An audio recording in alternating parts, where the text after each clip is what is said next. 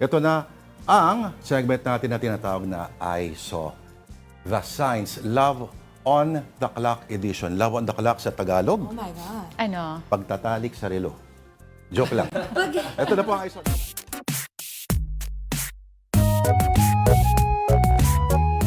Dahil dating ang usapan, baka naman pasok ang hugot lines at pick-up lines na ito. Note 2 lines ang babasahin ng guest natin. Isang mapait at isang medyo sweet. Okay, Ayan, si Victoria muna. Victoria. Okay. Kape ka ba? Bakit? Bakit? Kahit mapait, hinahanap-hanap kita. Oh, At kanina tong next. Oh, si Victoria pa rin yata. Ah. Wi-Fi ka ba? Bakit? Kasi kahit saan ako magpunta, hinahanap kita. Okay.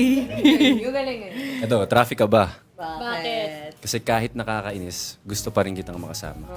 Traffic? Parang Yata. di naman. Labo na lang. Oo nga. Oh, Okay. next. Bawi ka rito. Ayun, sira na atang relo ko. Bakit? Kasi natigil ang oras nung nakita kita. Sige Okay, na nga. si Danny naman. Buti pa ang math. May solution. Bakit? Eh ikaw, kailan ko masasagot?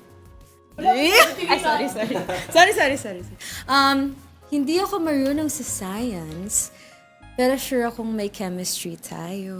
Kanino? Ha? Kanino? Sino ba? Para kang signal. Nawawala kapag kailangan kita. Parang nanay ko yan. Google ka ba? Bakit? Lahat ng hanap ko nasa iyo na eh. Ganon. Parang SM dapat yan. We got it all free. We got it. Mhm. Okay, so Baka may mga baon kayo dyan. Oo nga, Bawi meron ba tayo. kayong mga joke? Tae ka ba? Mahal kita eh. sorry. Smart.